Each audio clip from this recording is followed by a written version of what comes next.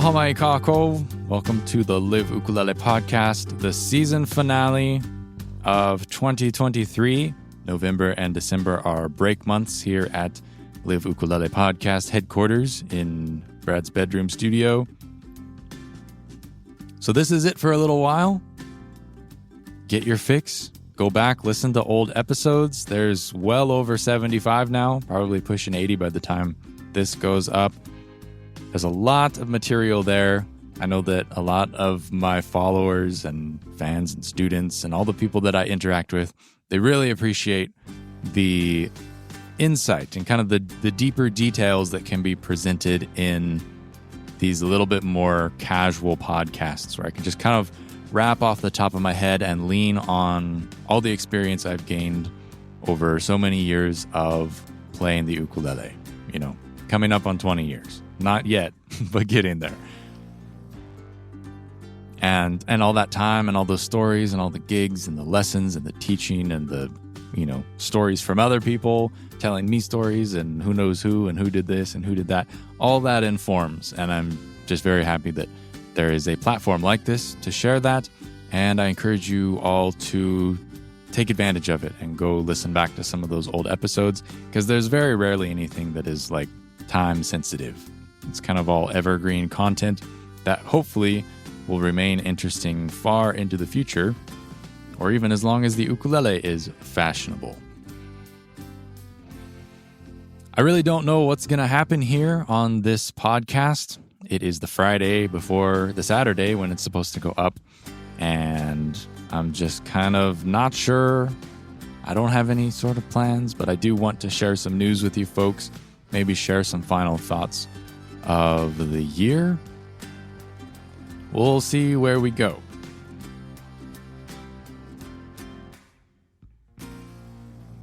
Since we are going to be taking a break, I would like to take this moment to encourage you to sign up for my email newsletter if you're not already. And if you think you've signed up for it in the past, but you're not getting my email newsletter, well, you can resubscribe. Make sure ensure that you're on the list because that's the best way to keep in touch. And there will certainly be email blasts going out as we get up on the end of the year. Got some projects in the hopper. And without the podcast, that's going to be the best way to find out about what's going on. If you're so inclined, you can go to liveukulele.com/sign up. No hyphen. Sign up. And punch your email in there, and I'll be in touch. I usually don't send out more than a couple emails per month. And if I'm annoying you, you can always let me know or just unsubscribe and disappear forever, and I will be very sad.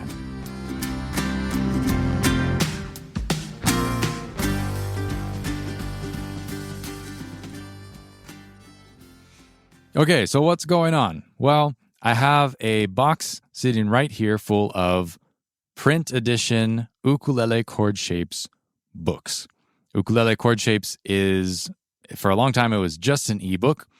God, back in the early days, it was a really ugly ebook, I hate to say, but I was just a kid, just a young man, and I didn't know any better. That was the best effort we could put forward. But over the years, ukulele chord shapes has really kind of come into its own and become probably kind of the most well-known of my resources.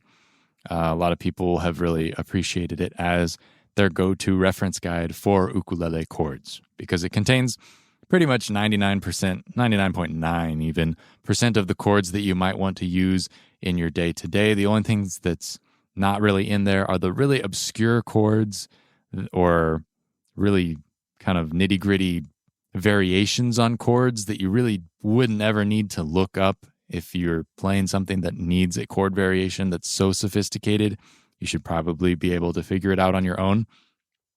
And that's part of the book, is being able to understand how chords go together, understand how to kind of translate them and understand and live in that world where harmony is everything. So if you're so inclined to pick up a print version of this lovely book, it's been slightly updated, slightly expanded. There's a couple new pages. There's nothing really groundbreaking. There's no new shapes. The ebook that is currently available has all the same shapes. This is just the most current edition with a reformat and some clarification in the language. And it's really beautiful. I'm happy with how it came out. It took a lot of revisions and a lot of kind of trial copies, finish up changing the PDF, upload the PDF, order a copy to test, look through it. Oh, damn, I missed something. And then, rinse and repeat. And that is how something like this comes to be. But I'm confident now that it's a really nice product. And I don't think there's any typos. I'm going to be really sad when the first person emails me and says, oh, I found a typo. Oh, well. So if you're interested, you can go to liveukulele.com/store, check out the store page, and there will be a little card icon to get you to some details about the print book. Otherwise, the content is all the same. It's just that you'll be able to have it on your bookshelf and enjoy flipping through those physical pages. Instead of swiping, you actually have to turn the page. Keep in mind that the $30 list price includes shipping to the US. I didn't really want to deal with calculating shipping prices, as that really increases the complexity of some sort of e-commerce checkout software solution. So just doing flat rate to anywhere in the US, keep it simple. Some people win, some people lose on the shipping cost. That's just the way it goes. I hope you can understand. I'm really a simple man. So that's the deal, is free shipping included in the $30 price for the book. If you're so inclined, order a copy, get in touch, and I will throw in a free gift. I wonder what it'll be.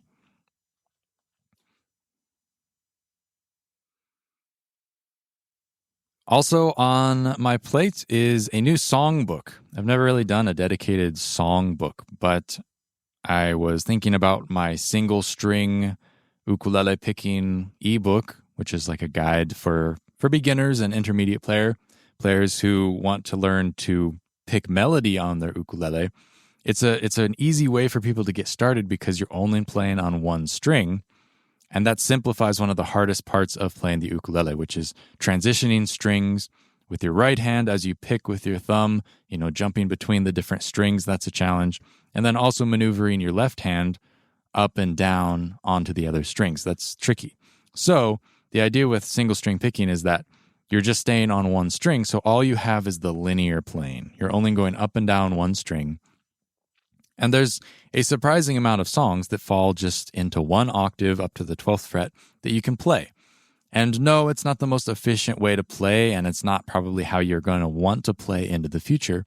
But for getting started, it's really straightforward. And I think in its simplicity, there's kind of a beauty of making it really accessible to other players who are, maybe getting started, they haven't picked so much, or maybe are a little more advanced and you want to think about how to approach the fretboard from a different angle. A lot of people don't ever, they learn a box shape and that's the extent of it, but they don't ever play just up and down one string. There's a lot of interesting stuff to be noticed about music and about the way that it lays out on the ukulele when you only play just on one string up and down, and you have to move large physical distances to get the same musical movement that you usually would get from changing to a different string. And so I was thinking I would put together a songbook that follows these principles and arranges simple, familiar, traditional songs onto a single string. So it's going to be the single string songbook. That might or might not be the final title. I'm not sure. So it's going to be hopefully familiar songs. I wanted to choose songs that people knew and, had in their hearts and in their heads because they were familiar. Because those songs are easier to play. They're easier to learn because all you're doing when you are learning to play a familiar song is just physically executing it. You're just making the sounds happen. Whereas if you don't know a song so well and you're trying to learn it all at the same time, then you have to really think about how the song goes and then how to physically execute it. So you're kind of adding a layer of complexity, a layer of things that are likely to throw you off, and you don't know it as inherently well. So if you play it wrong, you're more likely to go, oh, that must just be how it is, instead of realizing right away, like, no, that's wrong. Whereas if you know a song inside and out because you're very familiar with it, then it's going to be easy to spot a note that's out of place. Like, oh, that's not right. I need to adjust and see what else, what can be changed and what needs to be changed to present it in the way that I know. So it's going to be, I'll just give you a sampling of some of the song titles. Things like When the Saints Go Marching In, Take Me Out to the Ball Game, Ode to Joy, My Bonnie Lies Over the Ocean. I got Aloha Oi in there, Angelina Baker for a little bit of kind of old-timey bluegrass stuff. Going to expand my library here. This is just kind of the first pass of the easy, obvious tunes, but I'm hoping to reach 20 or 25 numbers and put those out as a songbook. So it kind of complements. You can use it by itself. It'll be pretty easy to figure out by itself, but also if you've worked your way through the single string picking ebook guide, it'll kind of supplement that and give you more things to try, more things to play from there. And finally, for this news segment, I am opening up a day on my calendar again for ukulele lessons. If you are so inclined to privately study with me via Zoom, you can do that and book yourself a time. I've got a nice automated calendar set up so you can book a time. If you want to book multiple times, you can do that as well. So you can kind of get a recurring lesson going, and then you check out and you pay up front and all that stuff is taken care of. And it also handles automatic like rescheduling or cancellations if you want to move things around or have to cancel. It's pretty slick. It creates the Zoom meeting automatically, sends you the Zoom link and a time reminder email, and it automatically goes on my calendar. It just makes that kind of administration side of things a lot more straightforward, and I think it'll help avoid conflicts and just, oops, I forgot the time, or oops, we had the wrong time zone, those kinds of things. I think it'll help avoid that and make for a much smoother experience for everybody, which is really nice, and I'm excited for that. If you do want to sign up for a lesson or 2 or 3, you can check out the link. I'll put a link in the podcast description.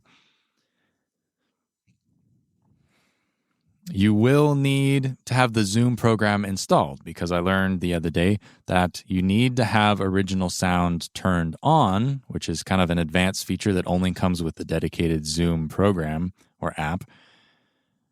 I think. Don't quote me on which piece of software has it. But you need to have that in order for an ukulele sound to go across the internet. I thought it was just like a quality setting, but I guess it's actually a noise suppression setting because I was trying to do a lesson and they didn't have a way to turn original audio on, and I couldn't hear their ukulele. So at all, it was like surprisingly good at cutting out the musical sounds. The talking came through fine, but I couldn't hear the ukulele. So that is a hard requirement at this point, is original sound. But otherwise, yeah, I would look forward to connecting with you in a one-to-one lesson, and we can talk about whatever you are working on at the time. If you have a stack of questions, that would be wonderful. Got any songs that you're working through, or you want more detailed instruction, maybe to expand upon something that I cover in one of my courses or one of my ebooks, anything goes. Just let me know and get in touch. If you have any questions before you book, please go ahead and reach out. I'm always available at brad@liveukulele.com. You can just shoot me an email and we can get some sort of a dialogue going.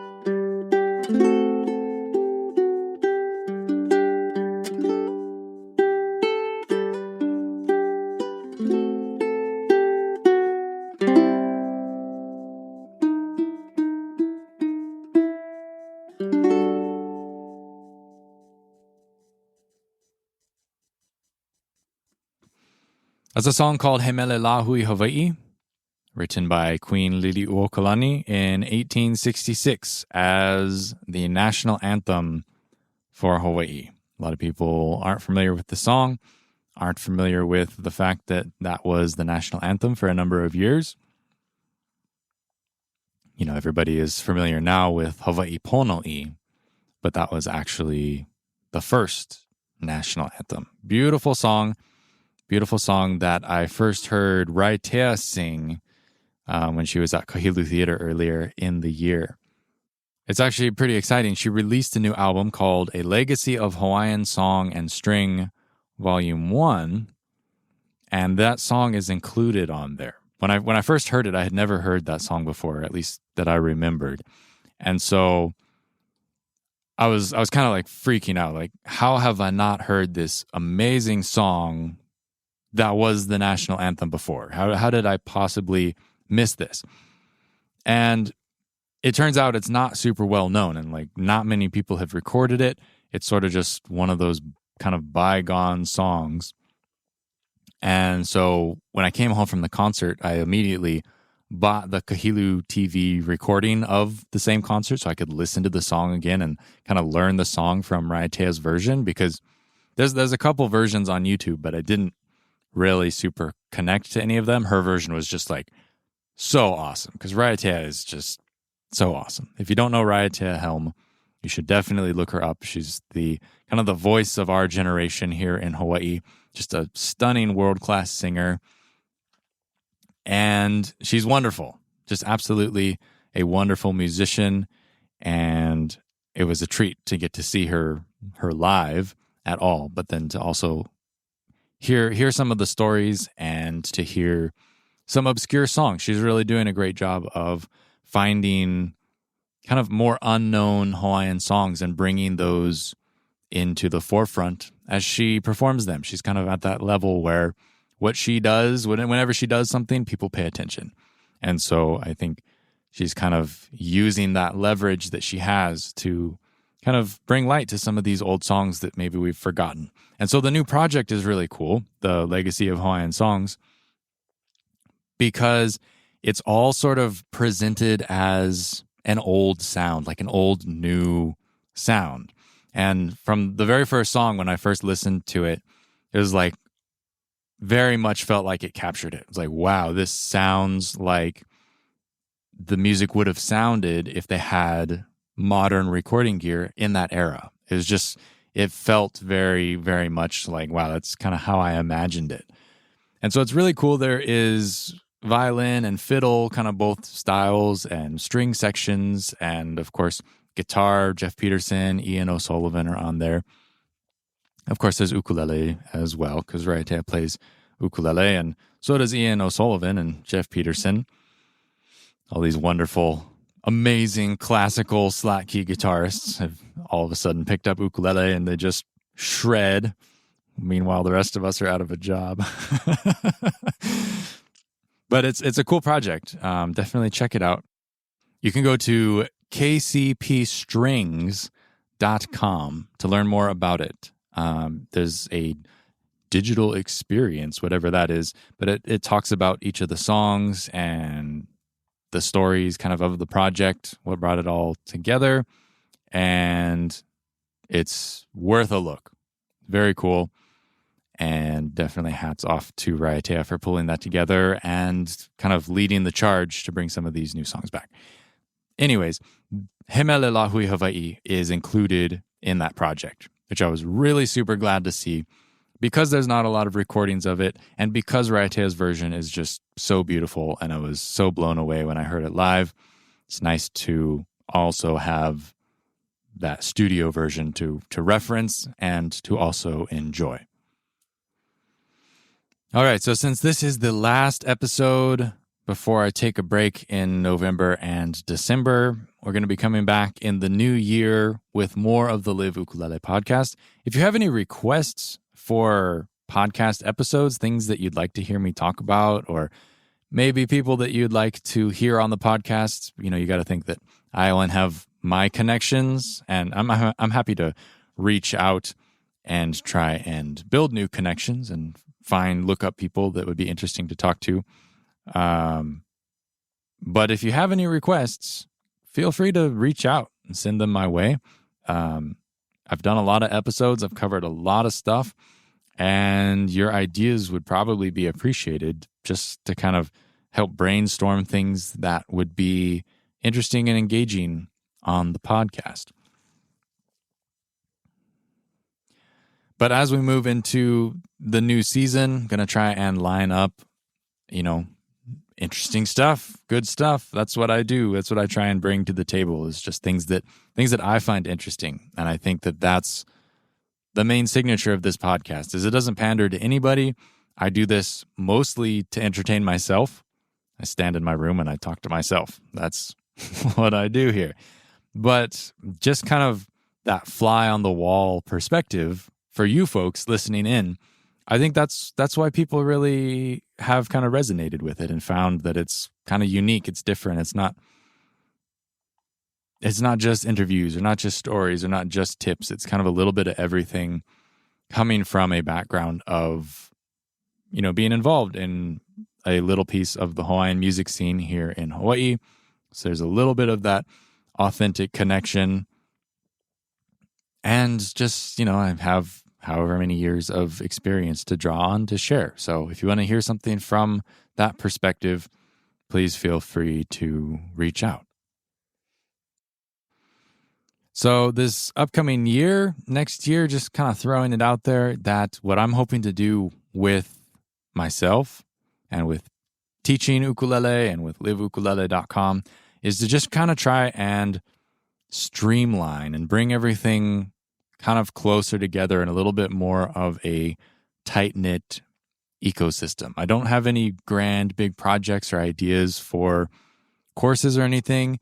If you sign up for my newsletter, I am going to send out some sort of a questionnaire, I think, to try and get ideas of what people are interested, at this point. Because every year, every month even, there's new resources coming out, and there's different opportunities for people who are learning ukulele to have access to new material, different material. And so what people needed last year is maybe not the same as what they needed this year. So I'm kind of feeling like this might end up being an annual thing where I send out a questionnaire and ask for some feedback. And I realize that a lot of people don't know exactly what they want or what they need, but just so I have a better idea where to put my efforts so that, we can kind of both benefit each other. I can help serve you and get you information that you need. You can help support me in doing what I do, and hopefully everybody wins in that way. So keep an eye out for that. Once again, that newsletter is really the best way to stay in touch, stay up to date. And if you're not already, I spend the majority of my time thinking about ukulele lessons, thinking about, I guess they're products, but they're ebooks, courses, and I've gotten to a point where I have quite a collection and I cover a lot of the bases. There's still some gaps, still some things that I would like to fill in someday so that there's kind of the complete overview of playing the ukulele. But as it is, there really is a lot of material that I have put out and created. And if you haven't had a chance to check it out, I encourage you to do so. It's some really top-notch stuff. I only put out things that I think are interesting and that I think will help people and that I've seen help people. A lot of times I will kind of workshop stuff on other groups, other students. When I go off and teach at a workshop, I try a couple new things each year because I don't want to be bored myself teaching the same thing again, but also because I know people like variety. They like something new.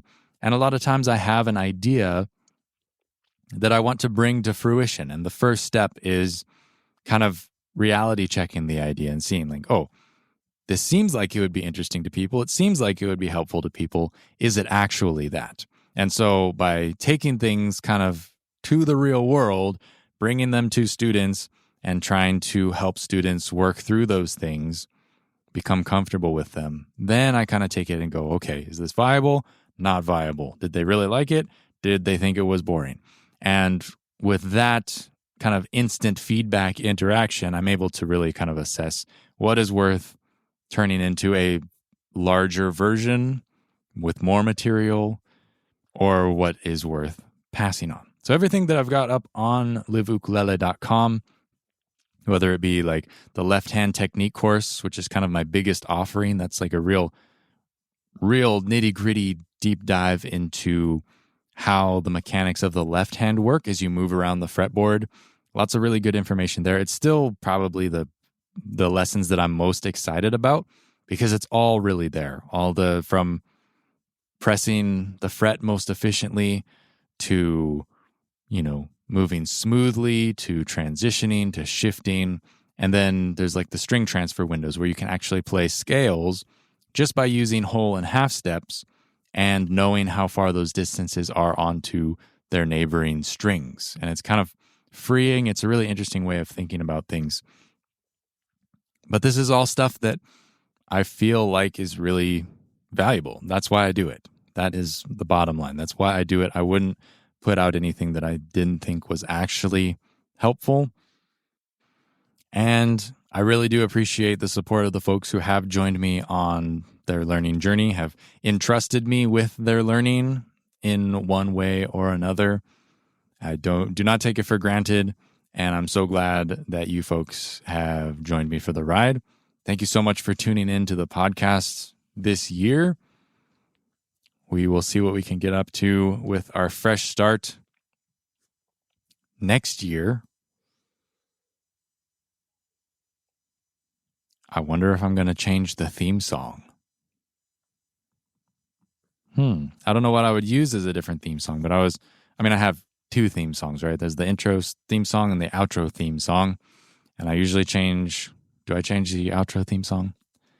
I don't know. I can't remember, but maybe it's time. I don't know. Maybe it's time. I've been working with my friend Ryan on recording some stuff. Maybe we could make an instrumental version of one of his tracks. Interesting stuff. Anyways, we will be back here on the first Saturday of the new year. That's going to be January 6th. Keep an eye out for a new episode. And in the meantime, subscribe so you don't miss it on whatever podcast platform you like to use the most. If you look up the Live Ukulele podcast, click that subscribe button. You can stay up to date. All right. That's it from here. My name is Brad Bordessa. Thank you once again for tuning in. It's really you folks that keep me going. I really appreciate all of your emails and thoughts and comments and questions and criticisms and everything where we can just interact as people, as enthusiasts of music and the ukulele. It really means more than you can probably know. But yeah, if you're listening this far, it really does super mean a lot, and really appreciate you folks and appreciate the privilege of getting to serve you as your resident guy talking in his bedroom for an ukulele podcast. It's humble stuff, but it really does feed the soul. So take care of one another out there. Keep jamming on your ukuleles. Don't forget Maui. I know that there's a lot of bad stuff happening in the world, but just keeping our thoughts and prayers with those affected by all of these different tragedies really goes a long way, I do believe. And keep an eye out for other ways you can help. I know, the money thing is always obvious in a time like this, but, maybe there are ways that we can contribute that go beyond that moving forwards, because it is going to be a long road. And best we can do is to just not forget about these folks, especially us in the ukulele scene, since we're so tied to Hawaii, or dare I say should be if you're playing the ukulele. This is the roots. This is where it all comes from. And so when we can give back to the people and the places that these songs and these instruments come from, that's an important thing, in my opinion. So do with that what you will. I will catch you on January 6th. Will be the first podcast of the year. That is the first Saturday of the new year. We'll see what we can scrounge up for an awesome kickoff episode. Got lots of ideas, but if you have any other thoughts for podcast episodes, let me know. I'm going to stop rambling now. Sign off. Enjoy the rest of your year. Happy New Year. Happy holidays. Merry Christmas. Happy Hanukkah. All that good stuff. Hui ho, aloha, and mahalo nui.